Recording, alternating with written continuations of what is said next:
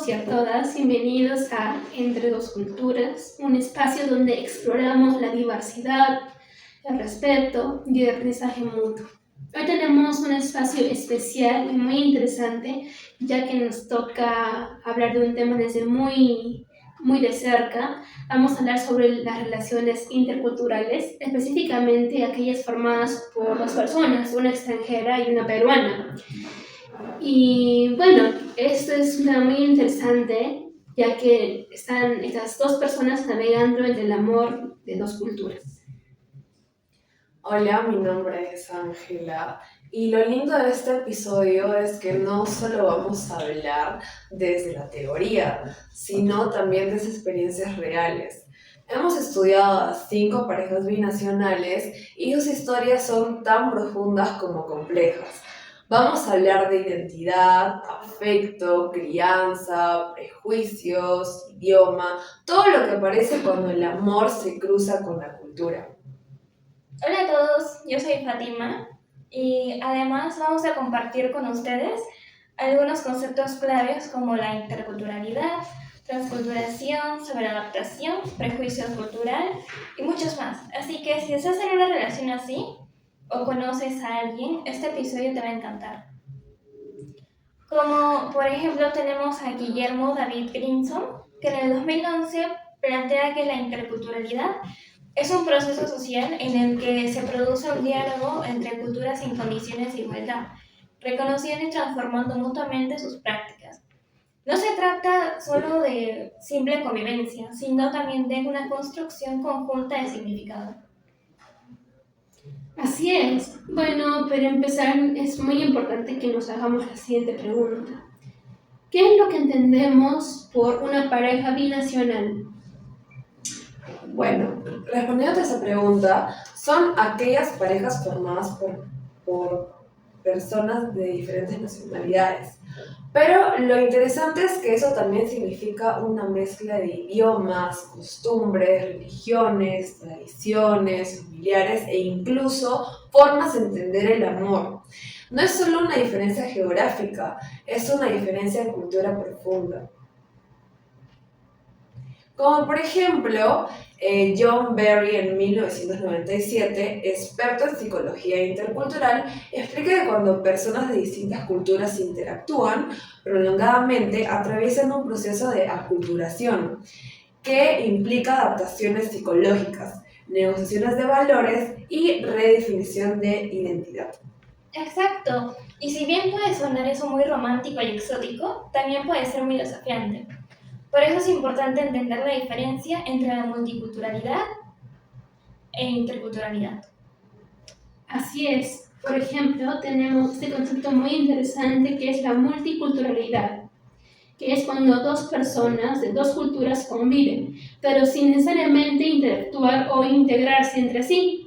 En cambio, la interculturalidad es algo que va más allá, implica un proceso activo, respetuoso, donde ambas parejas dialogan, aprenden y se adaptan y construyen algo en común, algo muy bonito más si hablamos de una relación. Por ejemplo, Bhikkhu Paket sostiene que la multiculturalidad es la coexistencia entre dos culturas, pero sin transformación y aprendizaje mutuo. En cambio, la interculturalidad es una interacción que busca comprender al otro desde su marco cultural, construyendo nuevas formas de convivencia. Todo esto con lo sostienen de los mil. Es verdad, y en las parejas binacionales muchas veces se parte de una multiculturalidad propasiva. Cada una mantiene sus costumbres, pero no se integran realmente. El desafío está en avanzar hacia una relación intercultural real. Exacto, y para eso hay que hablar mucho, con honestidad y con empatía, porque las diferencias culturales no son solo externas, sino que también atraviesan lo más íntimo, cómo nos comunicamos, cómo criamos, cómo mostramos el afecto y cómo entendemos el rol del otro. Como por ejemplo Milton Bennett en el 1993, en su modelo de sensibilidad intercultural, plantea que las personas deben pasar de una etapa de negación de las diferencias a una etapa de integración, donde se reconocen y valoran activamente las distintas perspectivas culturales como parte del crecimiento relacional. Así es, por ejemplo, en nuestro estudio que pudimos trabajar con 5 parejas binacionales, como lo dijimos, una persona que formaba parte de la nacionalidad peruana y otra que era extranjera. Todas estaban conformadas por al menos una persona que vivía en Perú y las demás pues vivían en sus ciudades, ¿no? En Perú pertenecían a ciudades como Lima, Arequipa. Y bueno, vamos a contarles caso por caso de cómo se realizó este experimento. La primera pareja fue de un peruano con una argentina. Ellos tenían una conexión fuerte, pero discutían constantemente por cómo se demostraban afecto. Él era muy expresivo, daba abrazos, besos, palabras dulces en público, pero ella lo vivía como demasiado. Para ella ese tipo de cercanía se reservaba para la intimidad y eso generó muchos malentendidos. Bueno, es un claro conflicto cultural. En Perú el afecto físico en público es más común. En cambio, en algunos sectores de Argentina, especialmente en mujeres con educación más formal o familiar más tradicional, el cariño público puede verse como una invasión del espacio personal. Como por ejemplo, Edward Tehual de 1966 introdujo la noción del alto y bajo contexto cultural en culturas de alto contexto, como la peruana. Las emociones se comunican abiertamente en culturas de bajo contexto, como ciertos sectores argentinos. Se espera contención emocional. Así es, exacto. Yo también tuve desde cerca una pareja de la misma nacionalidad argentina que también tenía este mismo problema. Bueno, viendo la pareja 2, una peruana y un francés, que su principal conflicto estaba en la crianza de sus hijos. Ella quería enseñarles más una tradición religiosa, festiva, peruana, mientras que él prefería una educación más laica, más racional. Además, discutían por el idioma, ¿no? ¿Qué iba primero? ¿El castellano, el español o el francés? Entonces, acá tenemos un claro conflicto entre dos culturas. Y allí se revela la tensión en torno a la identidad cultural del hijo. Porque ¿qué significa ser bicultural? ¿Cómo integrar dos herencias culturales sin que una aplaste a la otra? Y sin una educación intercultural, los niños pueden sentirse divididos o incluso confundidos. Como por ejemplo Erik Erikson, en 1968 destacó la importancia de la identidad coherente en la niñez. Si hay contradicciones culturales entre las figuras parentales, esto puede afectar la construcción del yo y generar confusión o conflicto interno. Bueno, ahora con la pareja 3, entre una peruana y una estadounidense, ella decía que él evitaba los conflictos y él decía que ella exageraba todo. Sus discusiones se volvían repetitivas porque no compartían una forma de procesar el enojo. Él creía que era mejor callar y ella sentía que eso era una forma de castigo emocional. Wow, ese tipo de conflicto refleja diferentes profundas en el estilo de la comunicación que llevan esas dos personas. En algunas culturas, como la peruana, expresar las emociones es una forma de conectar, como lo pudimos ver en el primer caso, ¿no? De primera pareja. Mientras que otras, como la anglosajona, la conexión emocional se valora como respeto o autocontrol, ¿no? Entonces también sería una diferencia cultural que se presenta. Por ejemplo, Grieg Hofstede explicó dimensiones culturales como individualismo versus lo que es el colectivismo y la masculinidad versus lo que es la feminidad, que explica diferencias entre la expresión emocional. Culturas como la peruana tiende a ser más expresiva, mientras que otras priorizan lo que es la reserva, ¿no? Individual de cada persona. En nuestra cuarta pareja fue de un peruano con una serbia. Este caso fue muy fuerte porque hubo sobreadaptación cultural. Ella dejó de hablar su idioma, renunció a sus tradiciones, hasta su forma de vestir cambió, todo para no incomodar al entorno peruano. Pero con el tiempo eso le pasó factura emocional. Wow, ahí vemos una transculturación forzada. Ella tuvo que abandonar gran parte de su identidad cultural para adaptarse. Esto a la larga genera desgaste emocional, baja autoestima y pérdida de sentido de pertenencia. Como por ejemplo, Fernando Ortiz en 1940 definió la transculturación como un proceso complejo de pérdida y ganancia cultural. Sin embargo, si se da de forma forzada o unilateral, puede llevar a desgarro o alineación y crisis de identidad. Así es. Bueno, y finalmente, nuestra última pareja, la pareja número 5, que está conformada por un peruano y una venezolana, se amaban mucho, pero vivían vidas paralelas, ¿no? Cada quien con sus amigos, sus celebraciones, su rutina, y nunca hablaban de sus diferencias por miedo a discutir, como se había dado anteriormente en la entrevista que pudimos tener con ellos. Era una convivencia armoniosa, pero sin diálogo cultural. O sea, lo que conocemos, pudimos hablar desde el inicio, como la multiculturalidad pasiva, ¿no? No había una interacción genuina, interés por conocerse de ambas culturas, entonces no se había desarrollado lo que es la interculturalidad. Solamente había una convivencia respetuosa, pero sin interés, ¿no? Este caso nos refleja claramente lo que pasa cuando no se habla de las diferencias. Se crean silencios que terminan separando.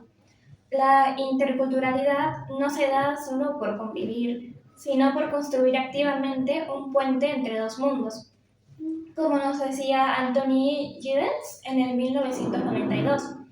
Sostiene que las relaciones modernas se basan en la comunicación reflexiva. Evitar los temas difíciles genera distancia emocional. El diálogo honesto es clave para una convivencia significativa entre culturas.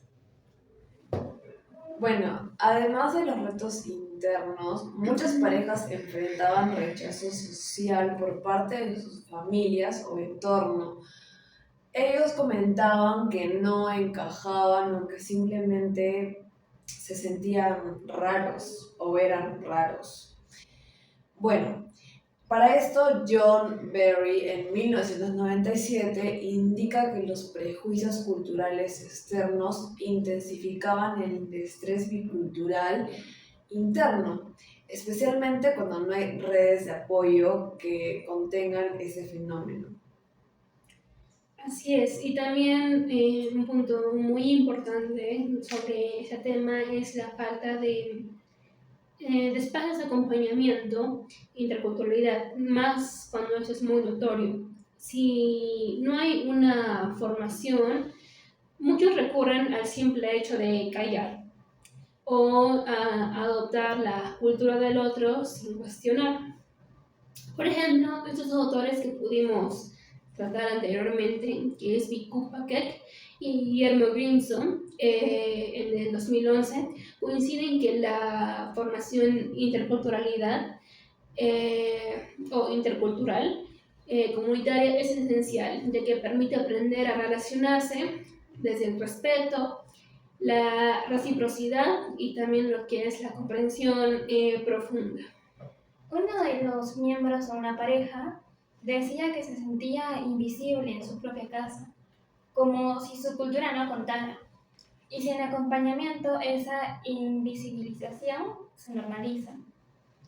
Milton Bennett, que ya vimos anteriormente, en 1993, nos señala que sin herramientas de diálogo intercultural se reproducen asimetrías culturales, donde una cultura domina a la otra silenciosamente. Entonces nos preguntamos qué podemos hacer desde lo social, lo educativo y lo institucional. Bueno, primero creo que es muy importante crear talleres y espacios de lo que es la formación de la interculturalidad, ya que eso permite educarnos sobre esos temas que son tan importantes y que sin querer llegan a afectar a ese tipo de entornos, como lo hemos podido ver en esas 5 parejas, que es un ejemplo de las relaciones. Y de esta forma es importante que se identifiquen las diferencias culturales, se practique también mucho lo que es el diálogo, la comunicación y se desarrollen habilidades que son importantes para la convivencia. Que nuevamente, Guillermo Grimson y Vico Paquet del 2000 proponen esos espacios de clínicas culturales donde se practiquen lo que es la horizontalidad, la construcción de intersubjetiva y el respeto mutuo, ¿no? Todo esto ya es como un indicio de cómo podríamos solucionar o intentar abarcar más ese conflicto. Claro, segundo importante que podríamos hacer es construir redes de apoyos como grupos de familias mixtas, mediadores interculturales, asesorías psicológicas con enfoque cultural. Para eso, Milton Bennett en 1997 y Anthony Gender en 1992 coinciden en que el acompañamiento especializado ayuda a sostener el vínculo en medio de tensiones culturales. Y tercero, visibilizar estas historias, compartirlas en medios, en workshops, en otras plataformas para que se reconozca su riqueza y se derriben prejuicios. Viku Parekh, nuevamente en 2000, insiste en que la visibilidad y reconocimiento cultural fortalecen el tejido social intercultural. Así es. Y bueno, para ir concluyendo este momento, yo creo que nos podemos quedar con una frase muy bonita, muy interesante, que es: el amor no borra la cultura, la enriquece siempre y cuando haya respeto. Y con esta frase, que es habitar dos mundos, puede ser confuso, pero también profundamente hermoso, si se construyen juntos. Por escucharnos en Entre Dos Culturas. Si te gustó este episodio, compártelo. Y si estás en una relación intercultural, no estás sola, no estás solo. Hasta la próxima.